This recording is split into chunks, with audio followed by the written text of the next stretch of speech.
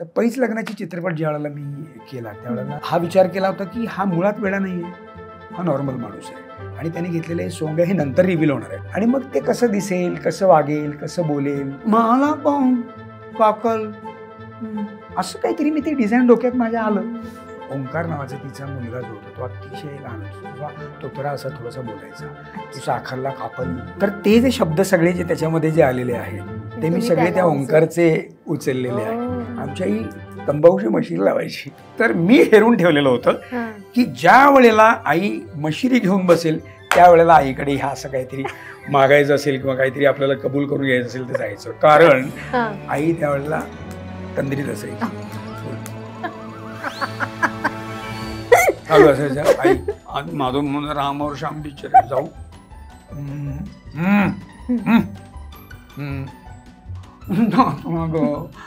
सगळे जाणार आहेत ते संजय बिजय सगळे जाणार, तुम्ही जातो ना लोक ओढू वाढवू नको ते कबूल. अनेक गोष्टी मी त्यावेळेला बरोबर संधी जातो की माझे वडील जे होते ना खूप असे की मुलांशी बोलणं वगैरे फार कमी, इकडे रे कुठे झालास, तरी एक दिवस असा गेला नाही मैथिली, मी तुला सांगतो की रात्री झोपताना त्यांनी माझ्या डोक्यावर तेल घातलं नाही. स्वतःचे घालायचे बजरे डोक्यावर खास खास खास खास खास खास खास तेल घालायचे आणि मग आम्ही झोपायचो. ती जी स्पर्शाची जाणीव आहे, तो स्पर्श आहे ना, तो फार महत्वाचा असतो. विनोबा भावेंचं मी एक पुस्तक वाचलं होतं, त्याच्यामध्ये त्यांनी त्यावेळेला म्हटलं होतं की जीवन हेच शिक्षण आहे. शिक्षण हे कधी देताही येत नाही आणि घेताही येत नाही, शिक्षण हे आपोआप घडतं. आणि त्यांच्याकडे जाताना ते सिंहासनावर त्यांच्या असे आरूढ झालेले होते. मला असं लांबून बघितलं त्यांनी, असं येत आहे या या शहाजी महाराज, आणि मला म्हणाले की फार फार अप्रतिम काम केलंय तुम्ही. आणि मला बाळासाहेब माझी अशा पद्धतीने बोलताय आणि मी आपलं सहज बोललो. त्यात मी बाळासाहेब असं म्हणायचो की लढेन मी शस्त्रानेच पण शस्त्र विवेक न सोडता, मोडेन मी कायदा हे न्यायाच्या प्रतिष्ठेसाठी, हिंसा घडेल हिंस्र हिंसकांच्या नाशासाठी, आम्ही होऊ धर्मवेडे धर्मवेड्यांच्या संहारासाठी, होऊ थोडे असंस्कृत संस्कृतीच्या रक्षणासाठी. त्याने पाणी वगैरे प्यायले. नाही पंत 93 साली केलेलं नाटक आहे, अजून संवाद नकून केलाय. आणि म्हटलं की बाळासाहेब संवाद नाही, हे विचार आहे. विचार म्हटलं कसे पुसले जाते. आणि फारच काळाच्या पुढे त्यांनी त्यावेळेला लिहिलेलं होतं पुरुष हे नाटक. म्हणजे आत्ताही आम्हाला आनंद काय होतो की आत्तानं अनेक यंगस्टर्स येतात आणि ते येऊन सांगतात की आम्ही पहिल्यांदाच नाटक बघायला म्हणून आलो आहोत आणि आम्हाला ह्या अशा पद्धतीचं नाटक बघून आम्ही इतके अस्वस्थ झालो. तर मला असं वाटतं की यंग जनरेशनच्या सुद्धा जाणीवांना हात घालू शकत असू आपण या माध्यमातून, तिथे फार चांगली गोष्ट आहे. आणि तितकं सशक्त माध्यम आहेच नाटक. थोडंसं विषयांतर होईल कदाचित. म्हणजे आपला विषय खरा बॉईज टॉक, म्हणजे आपण जे म्हणत होतो नवीन पिढीला जास्त रेलेव्हंट वाटतील असे विषय आपण आज बोलणार आहोत. पण एक त्या दिवशी एक चर्चेत विषय आला होता की नाटक ही मराठी माणसाची सांस्कृतिक गरज आहे असं म्हटलं जातं. पण पुन्हा ते नाटकांचे विषय थोडेसे शहरी असतात असा पण एक क्लेम केला, असा पण एक आरोप केला जातो. तर ह्यावर तुमचं मत कसं आहे? म्हणजे गावाकडचे लोक आता यायला लागलेत नाटकाला किंवा त्यांच्यासाठी विषय बनतायत का? नाही, बनायला हवेत. खरं तर मला असं वाटतं ना की कसं होतं, त्याचं व्यावसायिक प्रारूप जे आहे, स्वरूप जे आहे ते शहरात आल्याशिवाय काही होत नाही. बरोबर ना? म्हणजे जी गणितं मांडली जातात ती त्याच्यातनं काहीतरी अर्थकारण झाल्याशिवाय, कारण हल्ली नुसतं पेपरला जाहिरात द्यायची झाली एका प्रयोगाची तर त्याला 30-40 हजार रुपये खर्च आहे. 30-40 हजार रुपये नुसत्या एका जाहिरातीचा जर खर्च असेल, त्याच्याहीपेक्षा जास्त म्हणे ना, कारण एका प्रयोगाची जाहिरात 4 दिवस तुम्हाला द्यायला लागते. 4 दिवस द्यायची म्हटली की जे लिडिंग पेपर्स असतील वर्तमानपत्र त्यांना ते द्यायला लागते. मग आता ही सगळी अर्थकारणाची गणितं सोडवण्यासाठी म्हणून त्या नाटकांचं शहरात त्याचं रंगमंची आविष्कार होणं फार गरजेचं असतं. ते तिथे जितक्या पद्धतीने चालतं, मग ते नाटक ज्यावेळेला गावाकडे जातं ना त्यावेळेला त्याची चर्चा झालेली असते. शहरात जोपर्यंत चर्चा होत नाही तोपर्यंत, म्हणजे तू गावाकडे एखादं नाटक ओपन कर, त्याची चर्चा कितीही केलीस तरी शहरातला माणूस बघायला व्यावसायिक दृष्टिकोनातून येईलच सांगता येत नाही. तर म्हणून पुणे, मुंबई, नाशिक अशा कमर्शियल गणितांसाठी म्हणून ते होतं. पण मला असं म्हणायचं आहे की अनेक गावाकडची मंडळी आहेत जी लिहिती झालेली आहेत, बोलती झालेली आहेत, जी या काय म्हणूया अनेक शिबिरं आणि नाट्य प्रशिक्षण घेऊन आता पुढे येत आहेत. अनेक गावाकडची खूप मंडळी, पुन्हा ललित कला अकॅडमीमध्ये अनेक मुलं आहेत, आपल्याकडे अशा बऱ्याच संस्था आहेत, पुन्हा मुंबई युनिव्हर्सिटीमधनं खूप मुलं येत आहेत. तर ती मुलं आता खूप छान छान लिहित आहेत. पण आता ते दीर्घांक, एकांकिका इथपर्यंत आहेत. तर मला असं वाटतं की त्यांनी आता हे 2 तासाचं, 2.25 तासाचं, 2.5 तासाचं 2 अंकी नाटकाकडे वळावं. कारण एक विषय सुरुवात तर यापासून करावीच. कारण मी या मताचा आहे. कारण मी माझं शिक्षण म्हणण्यापेक्षा मी या क्षेत्रात जो यायला धजावलो त्याचं कारण मला स्वतःला आजमावत गेलो. मी सुरुवातीला काय म्हणूया एकपात्री जे असायचं पूर्वी मोनो ॲक्टिंग कॉम्पिटिशन्स असायच्या, तिथून मी स्वतःला आजमावत गेलो की बाबा 7 मिनटं, 8 मिनटं, 10 मिनटं मी लोकांना होल्ड करू शकतोय का. मग तिकडे मला उत्तेजनार्थ बक्षिसापासून सुरुवात झाली. ते उत्तेजनार्थ ते मग पहिला नंबर, मग पहिला नंबर आल्यानंतर तो एक दबदबा सुरू होतो तुमचा की अरे तो बघतो तो ते पीस करणार. म्हणजे त्यावेळेला आमच्या वेळेला कॉम्पिटिटर्स कोण असायचे, सयाजी तो किरवंतमधला तो गाठ ठुसठुसते वगैरे ते सगळं करायचा. त्याच्यानंतर राजन पाटील होता, तो गुड बाय डॉक्टरमधला करायचा. नंदू माधव असायचा. ही सगळी आम्ही एका वेळेला त्यावेळेला करत होतो. पण मग त्यावेळेला मी माझ्या एक माणसांची गोष्ट, एकांकिकेतली कावळा चिमणीची गोष्ट होती, ती कावळा चिमणीची गोष्ट एनॅक्ट करायचो. ती खूप जी रेग्युलर कावळा चिमणीची गोष्ट आहे त्याला छेद देणारी अशी ती गोष्ट होती. म्हणजे त्याला कामगार आणि वगैरे असं तो सगळा गिरणी कामगार एरियातला असा तो विषय होता. तर असं करत करत मोनो ॲक्टिंगमध्ये मग जरा दबदबा निर्माण झाला. मग मी एकांकिका करायला लागलो. मग 30 मिनटं 35 मिनटं मी होल्ड करू शकतोय का. मग ते झाल्यानंतर मग 2 अंकी नाटक. असं करत करत मला असं वाटतं की तुम्हाला शोध घेणं, तुम्हाला पडताळत तिथपर्यंत आलात की जरा आपण कुठे स्थिरस्थावर होऊ शकतोय तुम्हाला कळतं. सर, ह्यावर मला एक प्रश्न विचारायचा तुम्हाला की मगाशी आम्ही माझ्या कॅमेरा टीम सोबत मी डिस्कस करत होते की आपल्या सोबत एक गोष्ट येते बघा. म्हणजे मला आठवतंय की माझ्या आजीने मी शाळेतले मणी चोरून आणायचे आणि तेव्हा आजीने ते ओळखलं होतं की ही शाळेतले मणी आणती आहे पण ते कोणाला माहिती नाहीये. म्हणजे ते त्याच्या माझ्या हालचालीवरनं किंवा हावभावांवरनं तिला कळलं की मी सांगितलेलं नाहीये. तेव्हा तिने मला एका कानकाप्याची का काहीतरी अशी एक गोष्ट सांगितली होती. मला ती गोष्ट एक्झॅक्ट आठवत नाही पण मला त्याचं तात्पर्य आठवतंय की चोरी करू नये. सो तुमच्या बरोबर असं कुठलं तात्पर्य गोष्टीचं आलंय का आतापर्यंत? मी तर उलट रादर मला एक पहिल्यापासून छंद आहे की ही अशी तात्पर्य शोधण्याचा मी नेहमी प्रयत्न केलेला आहे. आणि मे बी त्यामुळे असेल की एक जबाबदारीची जाणीव मला फार लवकर झाली. म्हणजे आणि ती होणं ना, माणूस म्हणून तुमचं समृद्ध होण्यासाठी तुम्हाला तुमच्या जबाबदाऱ्यांची जाणीव होणं हे फार गरजेचं असतं. ते ज्या वेळेला होते ना, मग ते मुलगा म्हणून असेल, मग ती भाऊ म्हणून असेल, मग ती नवरा म्हणून असेल, मग ती वडील म्हणून असेल, व्हॉटएव्हर. जसं तुमचं वय बदलत जातं तसं त्या जबाबदाऱ्यांच्या ह्या बदलत जातात, बरोबर ना. आणि नवरा म्हणून जबाबदारीची जाणीव झाली आता मला, म्हणून मुलगा म्हणून पुसली जाणार असं काही नाही आहे. ती तर कायम बरोबर राहणार आहे. पोतळीत तुमच्या भर पडत गेली पाहिजे असं मला वाटतं. तर तात्पर्य शोधण्याचं तुम्हाला व्यासंग किंवा छंद हा तुम्हाला लहानपणापासून जर असेल तर तो खूप छान आहे. म्हणजे मला तुला सांगतो की आमच्या बिनीवाली बाई मराठी शिकवायला आमच्याकडे होत्या. म्हणजे मला खूप छान काय वाटतं त्यावेळेला ना, आम्हाला शिक्षक खूप छान लाभले होते. म्हणजे मला असं आठवतंय आत्ता तर म्हणजे ऑब्जेक्टिव्हचा सगळा जमाना आला ना, त्यावेळेला संदर्भासहित स्पष्टीकरण हा जो हे होता पोर्शन होता तोच कट झाला त्या ह्याच्यातनं आणि सगळंच हळूहळू एका वाक्यात झालं ना ग. त्याच्यामुळे मला वाटतं संवाद तुटक होण्याचं कारणच हे आहे. बेसिकली त्यावेळेला बोलायला वेळ असायचा, ऐकणाऱ्याकडे ऐकायचा वेळ असायचा आणि ती संधी दिली जायची की मला हे असं म्हणायचं तुझं काय म्हणणं आहे. बरोबर ना. संदर्भासहित स्पष्टीकरण म्हणजे काय? प्रश्न तोच असायचा ना की हा संदर्भ आहे, ह्याचं तुम्हाला सापडलेला संदर्भासहित स्पष्टीकरण तुम्ही काय देऊ शकाल तुमच्यामध्ये. मग माणूस प्रत्येक आपल्या परीने विचार करायचा आणि त्याचं स्पष्टीकरण द्यायचं. आणि मग ते चांगल्या शब्दात चांगले रेफरन्सेस घेऊन, चांगले काय म्हणूया दाखले घेऊन जो स्पष्टीकरण देतो त्याला मार्क चांगले मिळायचे आणि मग ती सवय लागायची.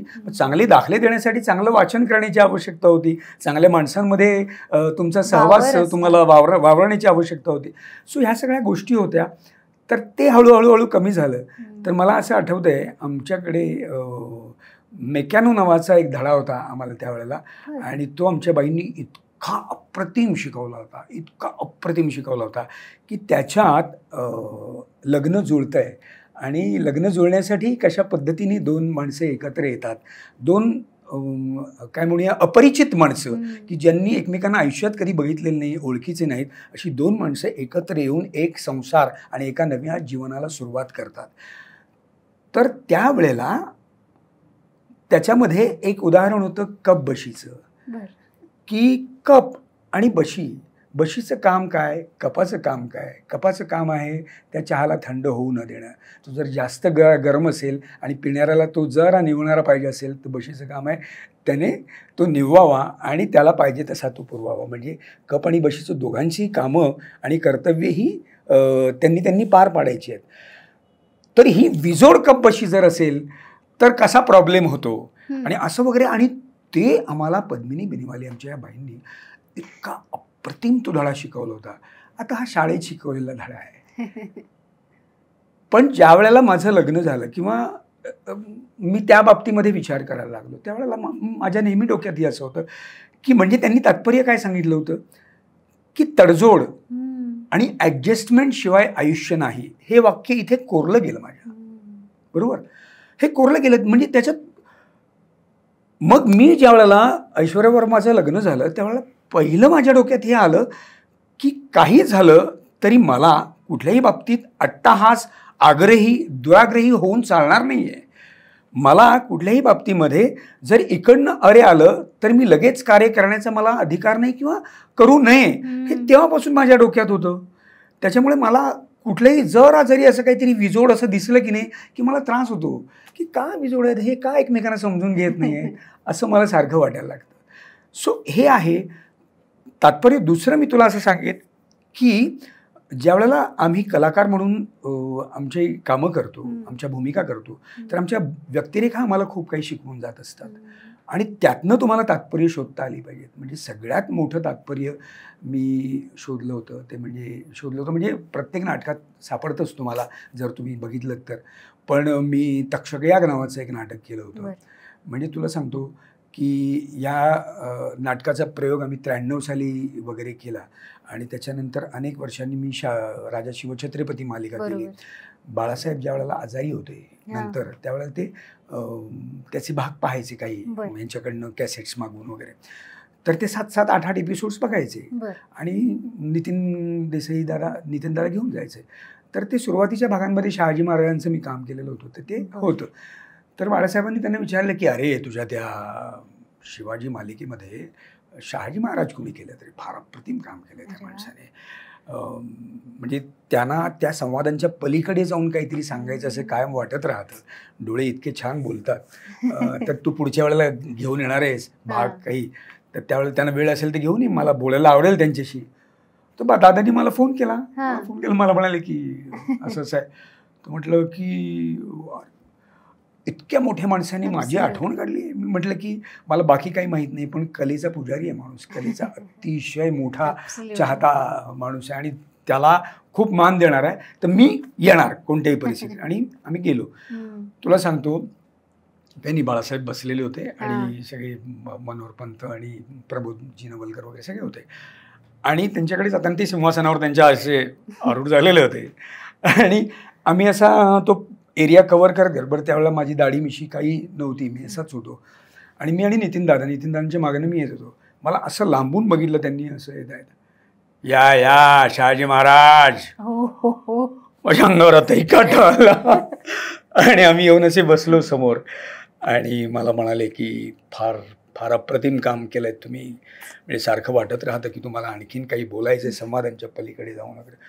आणि मला मी म्हणतो की बाळासाहेब माझी अशा पद्धतीने बोलत आहेत. मला राहवलं नाही. मी म्हटलं की बाळासाहेब याआधी तुम्ही माझं काम पाहिलं आहे? हो. तर म्हटलं 93 साली 93 नाही, तुम्ही माझं याआधी रणांगण नाटक बघायला आला होता. अच्छा अच्छा, आमच्या मोहन वाघांनी केलं, विश्वास पाटलांचे ते पानिपत. म्हटलं हो, त्यात मी भाऊसाहेब पेशवाकर. अच्छा, बरं बरं बरं, वा वा, छान छान वगैरे म्हणून म्हणाले. आणि त्याही आधी म्हटलं मी 93 साली एक नाटक केलं होतं तक्षक याग नावाचं. आणि त्या नाटकाचे आम्ही काही शिवसेनेच्या वर्धापन दिनासाठी काही प्रयोग केले होते. आणि त्यातल्या एका वर्धापन दिनाच्या प्रयोगाला तुम्ही आला होतात. आणि तो प्रयोग संपल्यानंतर आतमध्ये येऊन माझ्या असं पाठीवरनं छान हात फिरवून मला म्हणाला होतात की फार महत्त्वाचं आणि मोलाचं या नाटकाद्वारे तुम्ही सांगताय, तर हे असंच सुरू ठेवा. आणि मी आपलं सहज सुरू केलं. त्यात मी बाळासाहेब असं म्हणायचो की लढेन मी शस्त्रानेच, पण शस्त्र विवेक न सोडता.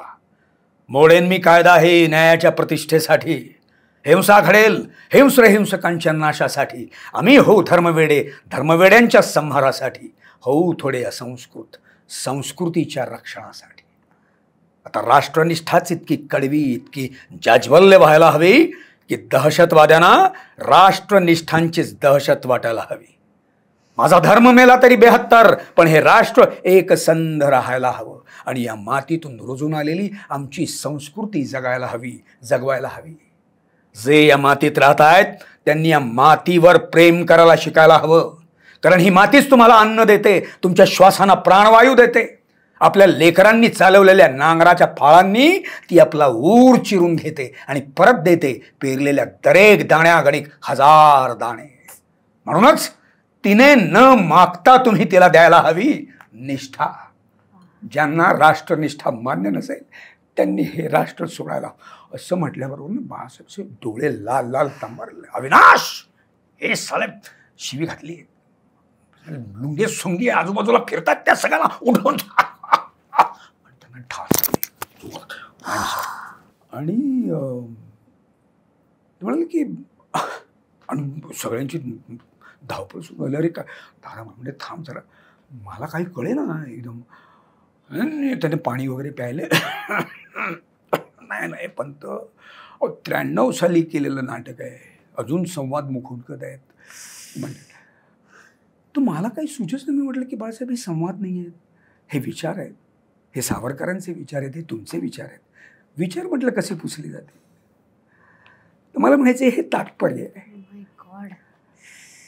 तात्पर्य ही अशी तुम्हाला सापडतात. आणि मला असं वाटतं की ती जर सापडली ना तर ती खूप जपून ठेवायला पाहिजे. तुम्ही ती तुमच्या जगण्याचा भाग व्हायला पाहिजे. म्हणजे सुविचार नुसते फळ्यावर लिहून ते वाचून ते सोडून देण्यात काय मतलब नाही. तो सुविचार तुमच्या आचरणात येऊन तो तुमच्या जगण्याचा भाग झाला तर तुम्हाला त्या वाक्य आठवण्याची देखील गरज नाही. तुमचं जगणं हाच एक मग सुविचार व्हायला पाहिजे. मला कुठेतरी असं वाटतंय की हे म्हणजे आपण हे किती तेवढ्यापुरतं ठेवलंय. एक्झॅक्ट. म्हणजे फळ्यावरचा सुविचार हा तिथेच राहिलाय. नाही तसं होऊन गोष्टीचं तात्पर्य शेवटी त्या गोष्टीतच राहिलंय. उपयोग नाही ना त्याचा. ते तुमच्या आचरणात. एक्झॅक्टली. मला तेच ना, मला म्हणायचं काय आहे की तुम्हाला त्यासाठी खूप पुस्तकं, खूप काही वाचायला पाहिजे. वाचलं तर उत्तमच आहे, no doubt about it.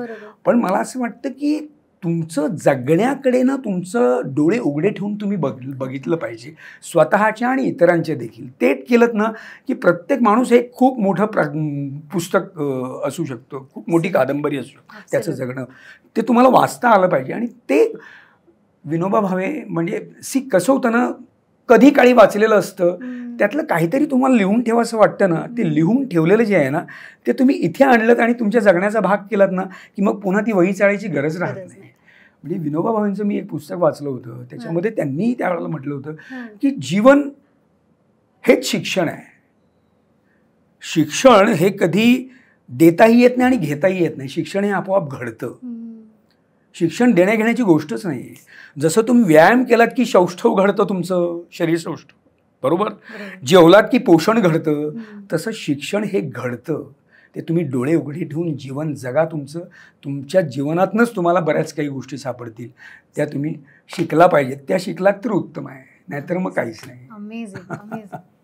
Sir मगाशी तुम्ही अजून एक उल्लेख केलात, उत्तेजनार्थ बक्षिसं तुम्हाला आधी मिळत गेली आणि मग पहिला नंबर मिळाला. बरोबर. मला खूप पहिल्यापासून असं वाटतंय की पहिल्या नंबरला तो एक मनात कौतुकाचा भाव असतो. बरोबर. किंवा अहंकार नाही म्हणणार मी, अगदी लगेच अहंकार होतोच असं नाही, पण थोडंसं असं वाटतं की यार आपण काहीतरी कमवलं.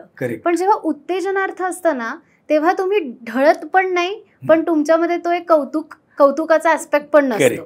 त्यामुळे उत्तेजनार्थ बक्षिसात खूप बळ आहे असं मला वाटतं. एक्झॅक्टली. आणि ते खूप अंडररेट केलं गेलंय असं मला वाटतं खूप पहिल्यापासून. हा, ते कसं होतं ना, पहिला दुसरा तिसरा आणि मग उत्तेजनार्थ सुरू होतं. बरोबर. म्हणजे पहिले 3 गेलेच. पण मला असं वाटतं नेहमीच की जर प्रक्रियेवर तुमचा विश्वास असेल ना तुमचा, तर तुम्हाला उत्तेजनार्थ असू देत, नाही मिळालं तरी काही प्रॉब्लेम नाही. पण प्रक्रिया समजून घेण्याचा जर तुम्हाला ध्यास असेल ना कुठल्याही बाबतीतली, मग ती अभिनय क्षेत्रातली असेल किंवा कुठलीही, तर तुम्हाला त्याचं काही वाटत नाही. मग तुम्हाला तिसऱ्यावरनं उत्तेजनार्थावरनं तिसरा, तिसऱ्यावरनं दुसरा, दुसऱ्यावरनं पहिला ज्या वेळेला मिळतो ना त्यावेळेला त्याचं तितकं असं काही वाटत नाही. तुम्हाला असं वाटतं की वा, आता परत मला तिथपर्यंत जायला लागेल दुसऱ्या वेळेला, कारण हे आता येऊन इथे काही संपलेलं नाही आहे, आता खरं तर सुरुवात झाली आहे. बरोबर. इथे असं ह्यांच्या दृष्टिकोनातून शेवटी काय असतं, नंबर जे दिला जातो तो जे 3 परीक्षक असतात त्या 3 परीक्षकांच्या डोक्याने त्यांनी दिलेला असतो ना, त्यांची मतं ती असतात. हे काय सगळ्यांचंच मत नसतं, म्हणून तुम्ही त्याच्यावरती शिक्कामोर्तब करून चालत नाही. म्हणून तुम्ही कायम अतृप्ततेच्या भावनेमध्ये राहणं हे खूप गरजेचं असतं. तरच तुम्ही बरंच काही शिकू शकता, शिकता येतं आपल्याला. आणि ती खूप गोड प्रोसेस असते आणि ती स्टेप्स मध्ये खूप मजा असते. पहिला नंबर डायरेक्ट मिळाला तर नाहीच मजा येणार आहे. मग शिकणं राहतं ना, शिकणं राहतं. ते टप्पे आपले ना जातात मधले. त्यात तिसऱ्याला तिसरं का मिळालं, दुसऱ्याला दुसरं का मिळालं, मलाच पहिलं का मिळालं, हा आपण विचारच करत नाही. पहिलं मिळालं की असं होतं. पण तसा उपयोग नाही त्याचा.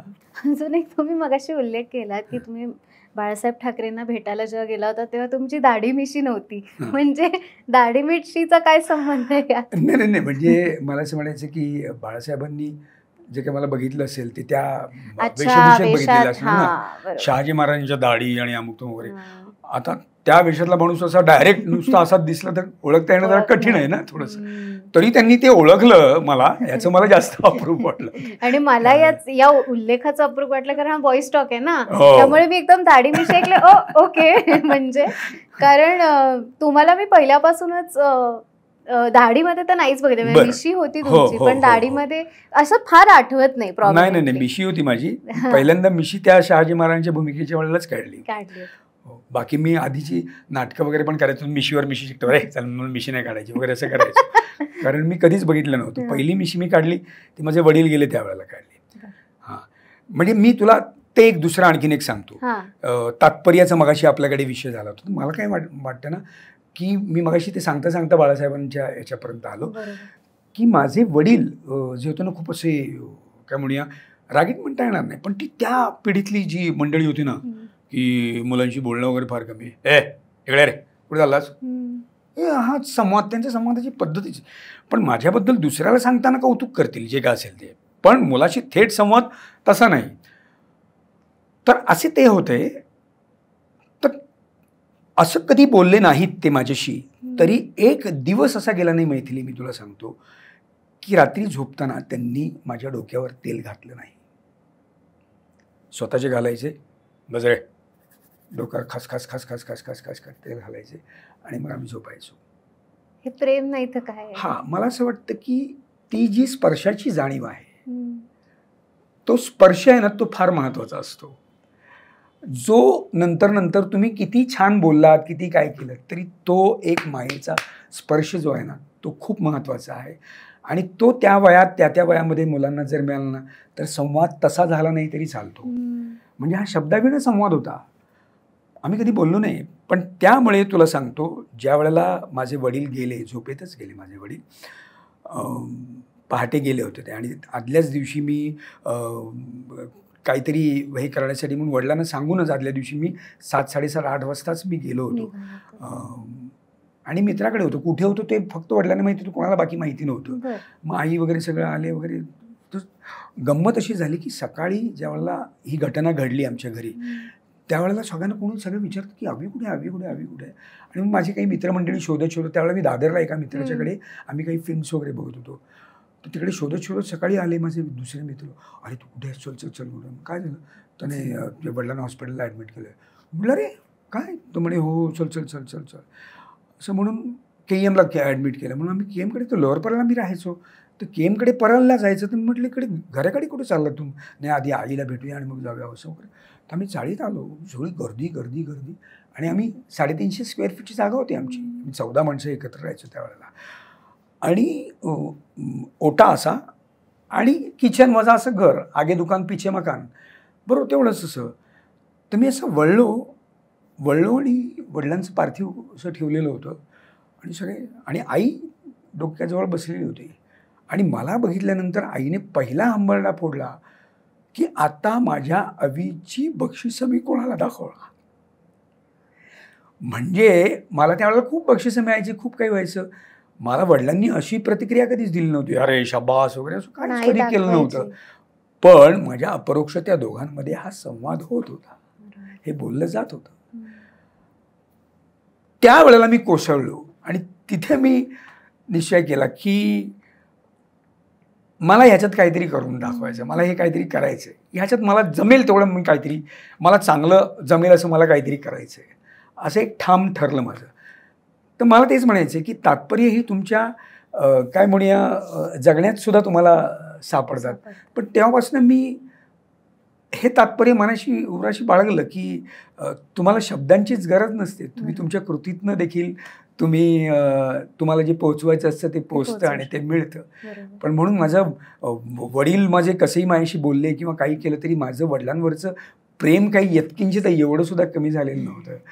आणि ते बरंच काही म्हणजे मला अजूनही खूप त्रास होतो त्या गोष्टीचा.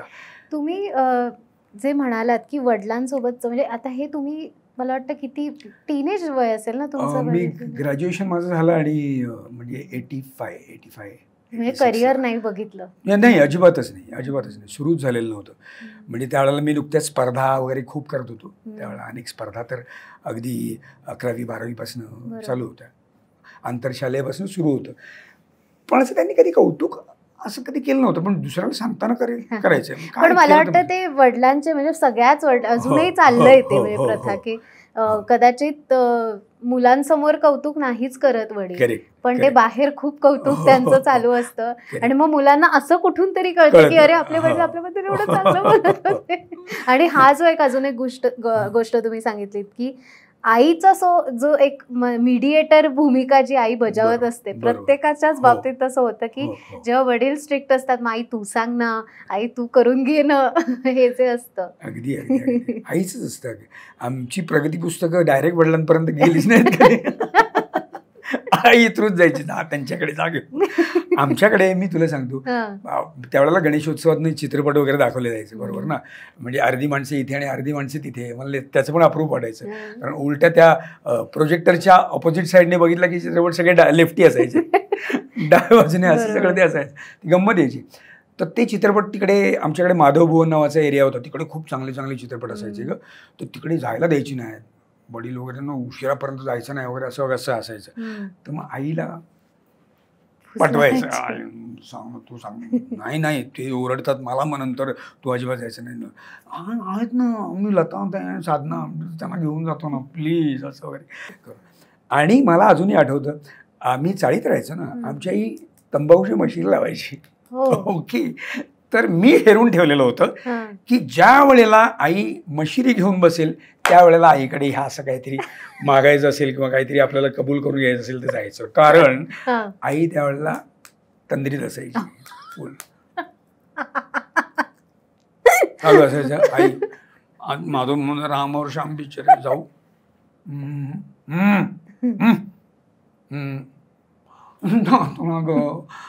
सगळे जाणार आहेत, ते संजय बिजय सगळे जाणार, मी जातो ना. नको रे बाबा, डोळ्यात मला आई प्लीज.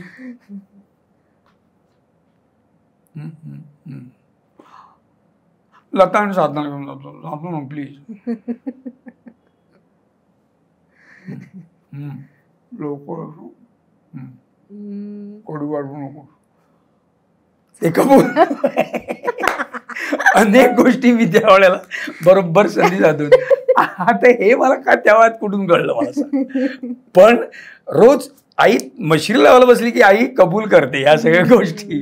किंवा दुसरं एक असं होतं की आमच्या आईने आम्हाला सांगून ठेवलेलं होतं की मी वांड होतो लहानपणी. म्हणजे वांडच होतो मी. म्हणजे मी एकतर असा लुबद्या होतो एकदम छान, म्हणजे गबरू डायरेक्ट. हा म्हणजे दर एक 4-5 पावलं झाली की मला पॅन्ट अशी बाहेर खेचायला लागायची. कळलं का? चालताना काय ते म्हणतात ना, गोळा घास करायचं तसं व्हायचं. इतका बबलू असा होतो एकदम. त्यामुळे आणि डान्स तेव्हापासून अरे चाळीत. म्हणजे मी आणि एक प्रकाश वांगणकर नावाचा माझा मित्र होता, एक मुलगा होता, तो असा म्हणजे पाप्याचा पितर असा सिंगल बरगडीवाला. तर त्याला हेलन म्हणायचे, मला बिंदू म्हणायचे. आणि कोणाकडे बारसं असू देत काही असू देत, हेलन बिंदूचा डान्स झालाच पाहिजे असं असायचं. आणि मग त्यावेळेला तीन डेंग डेंग डेंग डेंग डेंग डेंग डेंग डेंग डेंग डेंग डेंग डेंग डेंग डेंग डेंग डेंग डेंग ढडेंग ढडेंग डेंग डेंग डेंग अशी खूप ती वायरलेस नावाची एक ही होती, ती सॉलिड फेमस. ती कुठल्याही ह्याला रेकॉर्ड काही लागलेलं असेल, बारसे बिरसेल ती लागलेली असेल आणि पोरं नाचत असायची. तर त्याच्यावरती आमचा डान्स म्हणजे भन्नाट एकदम. तर कोणी कोणी मग आमचं दुकान होतं ना विडी तंबाखूचं, तो येऊन दुकानावरती कौतुक करायचे. ते कौतुक पण आतमध्ये आमची चंपी व्हायची माझी. त्यांनी येऊन सांगितलं ना, अहो तुमचा आवी काय नाचतोय तिकडे. आई म्हणे तू घाणेरड्या असं करून. त्यामुळे आईने मला सांगून ठेवलेलं असायचं की मी एकच हाक मारीन, एका हाकेत नाही आलास तर मग काही खरं नाही तुझं. तर मला जर असं, मी समजा चाळीत आतमध्ये आहे, आता बाहेरचा हाक कशी ऐकायला येणार. जर कोणी मी डान्स करता करता सांगितलं, हे आम्ही तुझी आई केव्हाची हाक मारते, केव्हाची हाक मारते असं झालं की आता काय खरं नाही. की यायचं आणि डायरेक्ट मोरीमध्ये असंच बसायचं डायरेक्ट. आणि आमच्याकडे एक्सटेन्शनची तोटी असायची, बरोबर ना. तोटी म्हणजे ती तोटी सरळ नसायचीच कधी, ती अशी बेंड झालेली असायची. मग त्याचा म्हणजे डबल मार असायचा ग. म्हणजे इथे मारली की ती इथे पण लागायची आणि इथे पण लागायची.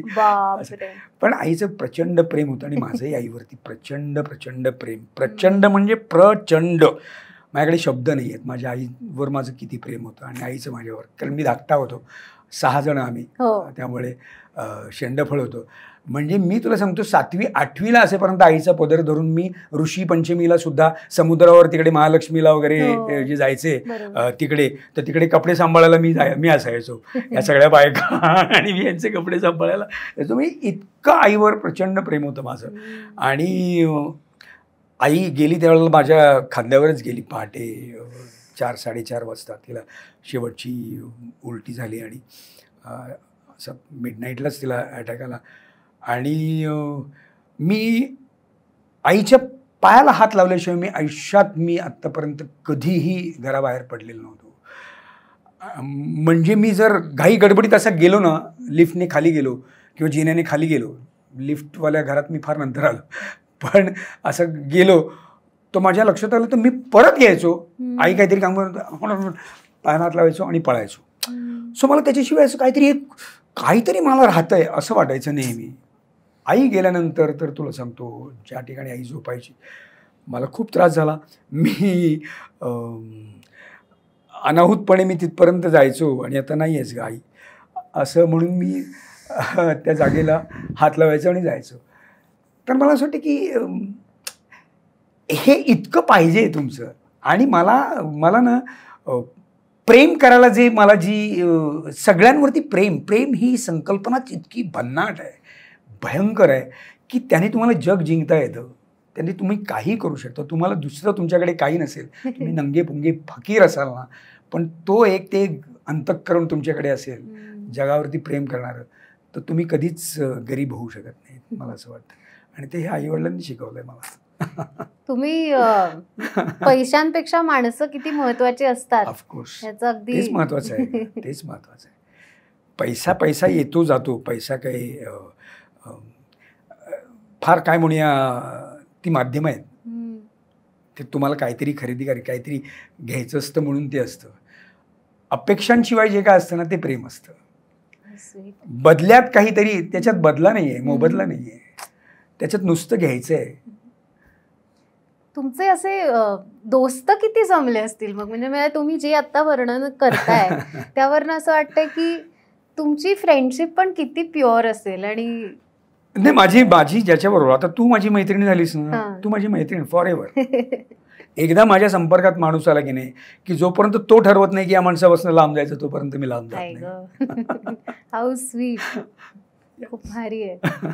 तुमचे चाळीतले मित्र आठवतात? हो हो हो, खूप. संजय, अनिल, हा प्रकाश मी सांगतो, तो आता गेला, फार लवकर गेला. तो काहीतरी ट्रेनमधनं पडून वगैरे ॲक्सिडेंट झाला त्याचा काहीतरी, पण फार वांड होता. एक माकड बाळा नावाचा मुलगा होता. मी बऱ्याच जणांकडनं बरंच काही शिकलेलो आहे. हा माकड बाळा नावाचा मुलगा होता. त्याला मी माकड बाळा म्हणायचो, कारण तो माकड चाळी खूप करायचा, म्हणून त्याला चाळीत सगळे माकड बाळाच म्हणायचे. पण तुला सांगतो, तो जोक्स इतके भन्नाट सांगायचा, भन्नाट. तर जोक्स सांगण्याची कला मी त्याच्याकडनं उचललेली आहे. म्हणजे आमच्याकडे पिकनिकला ह्याला त्याला वगैरे, म्हणजे जेव्हा मी कॉलेजमध्ये वगैरे, तर माझी हव्या पाहिजे यार, हव्या पाहिजे, हे कशासाठी असायचं, तर मी एक जोक मी कितीही वेळ तुला पाहिजे तेवढा वेळ मी सांगू शकतो. तेवढ्याच डेडिकेशननी आणि तितकं छान वर्णन करून, आणि तुझी काय म्हणूया रंजकता त्या ह्याच्यातली कमी तसूबरी न करू देता. ते मला वाटतं ही माणसं काही काही असतात, त्याच्याकडनं तुम्हाला बरंच काही काही मिळत असते. चाळीमध्ये खूप मित्र होते, शाळेतले खूप मित्र होते छान. म्हणजे आता जो तुझा डबिंग क्षेत्रामध्ये खूप चांगलं मोठं काम करतोय प्रसाद फणसे आणि मी, पहिली ते 10वी म्हणजे 9वी 10वीपर्यंत, 5वी ते 10वी 5 वर्ष पुढची आम्ही एका बेंचवर होतो. मी लॉरेल आणि हार्डी म्हणायचे आम्हाला पहिल्या बेंचवर, तो असा आणि मी असा फुल. तुम्ही असं सांगताय, पण तुमच्याकडे आता बघून अजिबातच वाटत नाही की तुम्ही एवढे त्यावेळेला. तरी माझं सुरुवातीच्या काळातले काही फोटोग्राफ्स बघितलेस तर मी अगदी छान असा होतो. मी 50 नंतर थोडंसं विचार केला की नाही, जरा थोडं हलकं फुलकं राहूया, छान, म्हणजे मग शेवटपर्यंत फुलपाखरासारखं बागडता येईल. स्वीट. आणि आम्ही ते बघत असतो इंस्टाग्राम, तुमचं बागडणं असतं, लिटरली बागडणं असतं. आणि मला ते मगाशी तुम्ही ते नाचण्याचे हे सांगत होतात किस्से, तेव्हाच मला ते तुमचे आत्ताचे, कारण मी तेव्हाच बघितलेलं नाहीये. मी केल्या त्या फिल्म्स किंवा याच्यामध्ये मला कोणी नाचायलाच दिलं नाही, खरं सांगतो. म्हणजे मला नाचण्याची एवढी आवड आहे तुला सांगतो, आणि ती कदाचित मे बी माझी इच्छा ती माझ्या माध्यमांमध्ये पूर्ण करता नाही आली, म्हणून कदाचित ती सोशल मीडिया आणि वगैरे चालू झालं असेल, आणि तिकडे मी मनसोक्त नाचून घेतो मला पाहिजे त्यावेळेला, आणि मी आनंद लुटतो. मला कित्येक जण म्हणतात, अरे तू नको, तुला काय काय म्हणतो, करू देत ना. मला काय बनायचं, प्रत्येकाला आनंद मिळू देणं हे आपलं काम आहे. तुम्हाला हे बघून तुम्हाला आनंद होतो, तुम्ही असं मला म्हणता. कित्येक जण, मी गाडीतनं उतरलो सर तुमचे रील्स बघतो, त्यांना खूप आनंद होतो मला भेटून, बरोबर, तुमचे रील्स बघून आम्हालाही असं करावं असं वाटतं, अमुक तुम वगैरे असं वाटतं. आणि काही माणसं आहेत की काय वय झालंय, काय वय काय, आणि हे काय चालेल, माकडे चेष्टा, माकड चाळे, अमुक तुम वगैरे, ते पण असतात जोडीला. तर ऐश्वर्या जाम ह्याला नव्हतं, म्हटलं काही करायचं नाही. हे बघ, ह्यांना आनंद देतो आपण, ह्यांना ह्याच्यात आनंद मिळतो, त्यांना त्याच्यात आनंद मिळतो, तोही आनंद त्यांना मिळू देणे हे आपलं काम आहे. बापरे, एवढं सेल्फलेस आयुष्यात असू दे ना, अगं काय करशील तू. काही जणांची ना मनोवृत्तीच ती असते, दुसऱ्याला नावं ठेवल्याशिवाय, दुसऱ्याला खाली बघितल्याशिवाय त्यांना तो आनंद मिळत नाही, कळलं का. ती त्यांची जगण्याची पद्धत असते. सो लेट देम, त्यांना तसं जगू द्यावं. आपण आपला मूड, आपली मानसिकता किंवा आपला मानसिक तोल ढळू द्यायचं नाही कुठल्याही बाबतीमध्ये. हे मी ठरवलेलं आहे, आणि मी कधीही याने उद्विग्न होत नाही, कधीही चिडत नाही, कधीही मला वाईटसुद्धा वाटत नाही. मी असं बघतो मस्त छान, पुढे काय प्रॉब्लेम नाही, करू द्यायचं. तुम्हाला सर, म्हणजे मी एकतर असा सार्कॅस्टिक प्रश्न आता मी जाहीर करते, नाही तर लोक माझ्यावर पण हे करतील की ही काय असं, म्हणजे असं काय बोलू शकते. पण मला सार्कॅस्टिक प्रश्न विचारायचा होता की पूर्वी बायका, म्हणजे नाच गाणं शिकण्याला तर विरोधच होता, नाही तर पूर्वीची गोष्ट झालीच, पण आजच्या काळातला रेलेव्हन्स टिकवून ठेवणं काय, तर हे म्हणजे तुम्ही आम्ही असा प्रश्न विचारणार होते की ऐश्वर्या मॅमना तुम्ही असं अलाउ करता डान्स करायला किंवा तुला सांगू का, ती खूप लाजायची नाचायला किंवा हे करायला. म्हणजे तू जर अगदी जिथून आमची चर्चा सुरू झाली तो पहिला कच्चा बदाम ज्याची खूप चर्चा झाली ज्या डान्सची मी आणि अश्विनीने केला होता तो, आणि त्याच्यात आम्ही तिला खेचलं होतं जवळजवळ ऐश्वर्याला, आम्ही दोघंच करणार होतो पण तिला अचानक खेचलं आणि मग तिने आमच्याबरोबर अशा स्टेप्स वगैरे त्या सगळ्या केल्या. पण त्याची झी बीला वगैरे सगळं ते झी अवॉर्ड्स वगैरे तिकडे कुशल बद्रिकाणी वगैरे अरे कच्चा बदाम वगैरे असं सगळे सुरू झालं ते. ओके, सो मला असं म्हणायचं आहे की ती खूप शाय होती, खूप लाजायची आणि तिला आवडायचं नाही. पण मी तिला नेहमी असं म्हटलं आहे की जे करायला आपल्याला थोडंसं असं लाजरं बुजरं असं वाटतं ना ते बिनधास्तपणे करून मोकळं व्हावं. की ती जी कोंडी असते ना ती फुटली ना एकदा की आपण मोकळे होतो आणि ते मोकळं होणं फार गरजेचं असतं. म्हणजे कायम तुला असं वाटत राहिलं असतं ना की ही किती छान नसते, हे मग मला नाही जमत, मला नाही, असं काही नसतं. म्हटलं तू तुझ्या पद्धतीने छान तुला वाटेल असं केलंच की नाही की ते छानच वाटतं. आणि आत्ता उलट माझ्यापेक्षा छान डान्स ती करते, कारण तिच्याकडे मुळातच मी नेहमी असं म्हणतो आणि मला हे नेहमी आनंदाने आणि अभिमानाने सांगावं असं वाटतं नेहमी की माझ्यापेक्षा नैसर्गिक अभिनयाचा खूप मोठा स्रोत तिच्याकडे आहे. म्हणजे खूप नॅचरलिस्टिक, खूप नैसर्गिक अभिनय ती करते. म्हणजे तिला ना करावं लागत नाही, ते होतं तिच्याकडनं, होतं तिच्याकडनं. म्हणजे तिने तो संवाद एक तिच्या पोतडीत तिच्या पद्धतीने घेतला की तो इतका छान त्या कॅरेक्टरचा होऊन येतो. मला असं काय वेळेला तिच्याबरोबर काम करताना नेहमी सोडतं यार असं आपल्याला जमायला पाहिजे. तर हे सुद्धा ती प्रत्येक वेळेला म्हणजे काही वेळेला असं होतं माझं आयला मी तिला सांगितलं ना मी चांगलं काढलं असं काही काही रीलमध्ये होतं, असं होतं काय काय रीलमध्ये. पण मग त्यावेळेला ती म्हणजे झालंय, चांगलं झालंय हे. म्हटलं का ह्याच्यापेक्षा चांगलं होऊ शकतं, करूया ना एक, असं मी ज्यावेळेला म्हणतो ना नको हेच. हो, म्हणजे ते असतं ना नवरा बायकोंमध्ये एक फोटो काढला, त्या फोटोमध्ये बायको चांगली दिसते, तो फोटो तोच फोटो टाकायचा, दुसरा फोटो नाही टाकायचा. आणि हे चांगलंच असतं. नवरा हा काय म्हणूया हा फ्रेम सारखा असतो, फोटो हा तिचाच असतो. किती गोड. फ्रेमने त्याच्या त्याच्या पद्धतीने सुशोभित राहावं बस, असं छानपैकी. फोरग्राऊंडला काय बायको असली ना छान असतं. आणि सर तुम्ही स्वतःहून विषय काढला म्हणून की हे निगेटिव्ह कमेंट्सचा म्हणते की ते जे ट्रोलिंग वगैरे आहे ना ते एका काळानंतर संपतं असं मला वाटतं. म्हणजे आता मी तुमच्या कमेंट्स ऑब्झर्व केल्यात ना तर तिथे कुठेही ट्रोलिंग नाहीये, उलट फॅन्सच झाले तुमच्या दोघांच्या रील्सचे. नाही, एखाद दोघे असं सुरुवातीला खूप झालं होतं पण आता नाही होत. काय कारण काय तुला सांगतो कसं होतं, नेगेटिव्हिटी उरत नाही. आणि हे बघ मी काय सांगतो, नेगेटिव्हिटी ना ही मुळात नाहीच आहे. पहिली गोष्ट, नेगेटिव्हिटी ही डोक्यातली असते, बरोबर ना. ती भवतालात नेगेटिव्हिटी काहीच नाही आहे. तर तुम्ही त्या भवतालाशी समरस व्हा, तुम्हाला तिची जाणीवच होणार नाही. आपण काय करतो, कुठल्या तरी कोपऱ्यात जाण्याचा प्रयत्न करतो आणि मग तिकडे अरे यार असं होतं. नाही, मोकळ्या आभाळाखाली यायचं कायम, की तुम्हाला असं मस्त वाटतं, छान. त्यामुळे पॉझिटिव्ह कमेंट करणारे भरपूर आहेत ना आपल्याबरोबर, मग त्यांच्या संगतीत राहायचं आपण, की ह्या एखाद दुसऱ्याचं त्याचं काही वाटतच नाही का, आणि ते विरून जातं. तू म्हणतेस तसंच आहे. आता फार अगदी रेअरली एखाद दुसरा वगैरे असं येतं. तुमचा पैज लग्नाची पिक्चर मी एवढा खूप म्हणजे एकतर मराठी पिक्चर्स मी खूप पारायण केलेले मला आठवत आहेत आणि त्याच्यापैकी एक म्हणजे हा. तर इतका तो वेडा गोड होता ना म्हणजे त्याचा कुठेही म्हणजे मी कितीतरी वेळा असं होतं की वेडं व्यक्तिमत्व जेव्हा लोक दाखवतात तेव्हा बऱ्याचदा त्याला एक नेगेटिव्ह अंग किंवा कुठेतरी भीती वाटते त्या वेडेपणाची. पण तुमच्याकडे बघा अरे किती गोड आहे की जे काही चाललं नंतर अर्थात ती केलेली ऍक्टिंग असते जे काही असेल, पण तरी सुद्धा त्याचं पोर्ट्रेल एवढं छान होतं. तुम्ही किती एन्जॉय केली एकतर ती भूमिका, आणि दुसरं म्हणजे तुम्ही अशा जीवघेण्या पैजा कधी लावल्यात का? नाही, असं या बाबतीत पैसा नाही मी घेतलेला, पण तो चित्रपट ना मी खूप एन्जॉय केला होता. बेसिकली मला नेहमी असं ना, मी कुठलीही व्यक्तिरेखा करताना मी काय म्हणूया आपण अभ्यास त्याचा आहे ना, मला नेहमी अभ्यास जो आहे ना तो असा हसत खेळत मजा मस्ती धमाल करत करायची सवय आहे. म्हणजे मी असा घेऊन बसलोय अभ्यास सिरियसली, माझ्या काहीच लक्षात येत नाही, माझ्या काही लक्षात येत नाही काय वाचतोय मी, असं होतं माझं. मला काहीतरी टिवल्या बावल्या काहीतरी चालू आहे, अमुक आहे तमुक आहे, एक थोडंसं वाचलं, हे आई ते हे आहे का अमुक आहे, तू हां तो कर, हे भजी कर, असं काहीतरी सुरू पाहिजे, असं माझं नेहमी असायचं.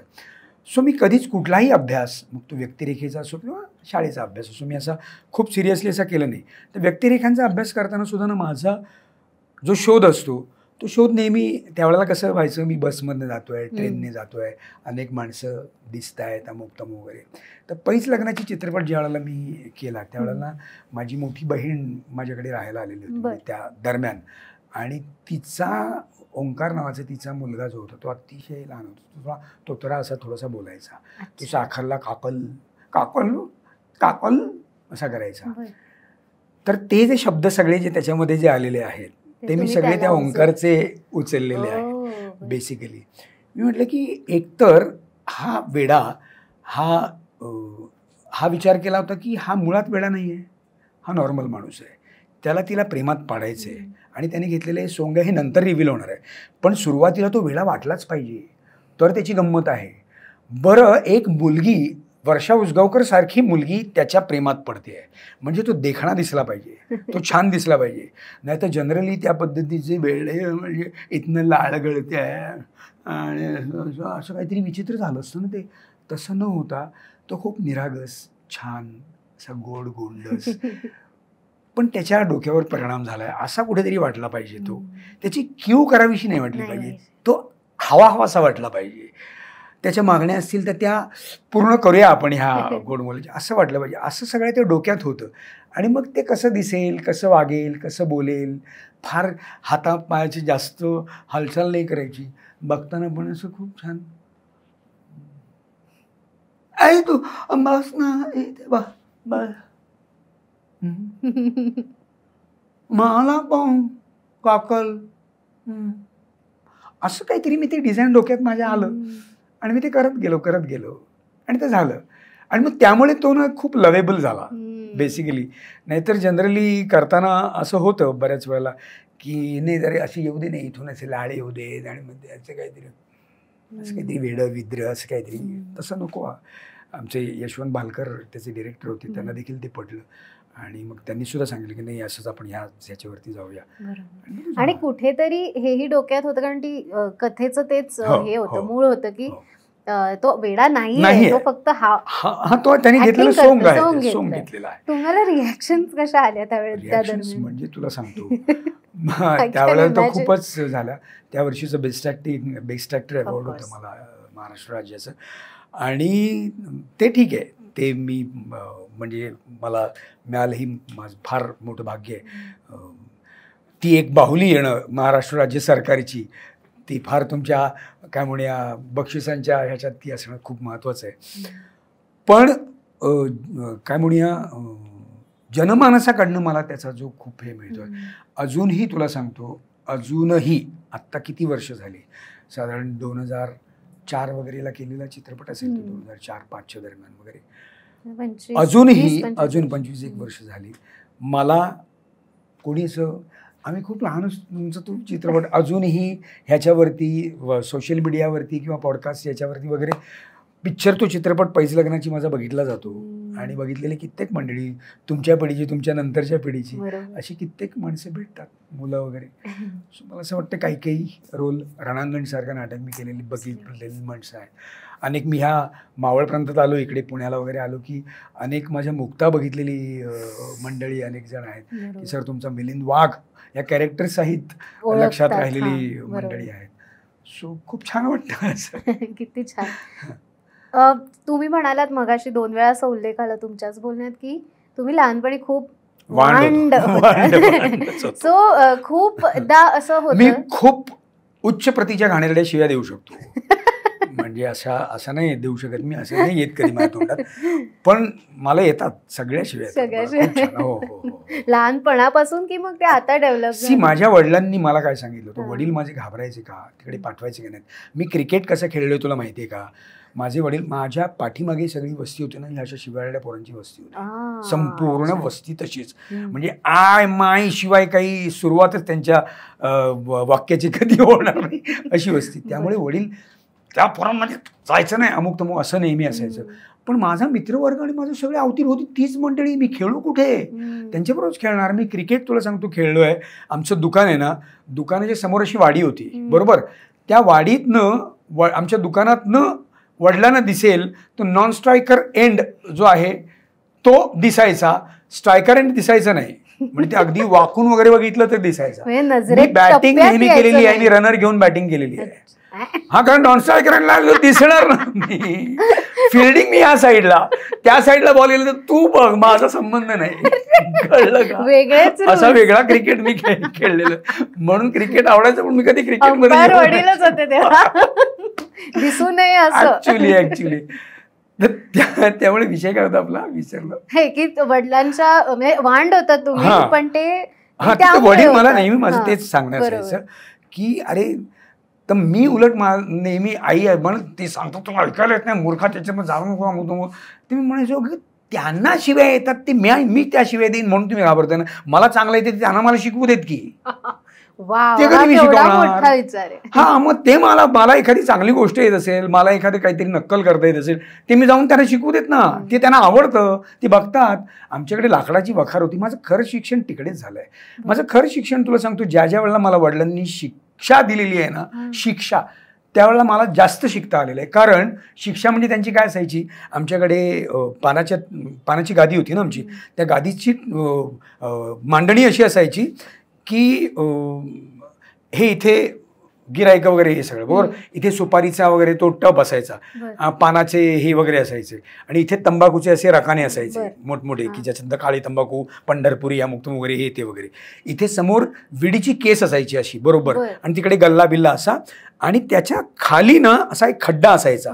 त्या खड्ड्यात उतरून मी ह्याच्या लेवलला यायचो, गिरायकाच्या लेवलला.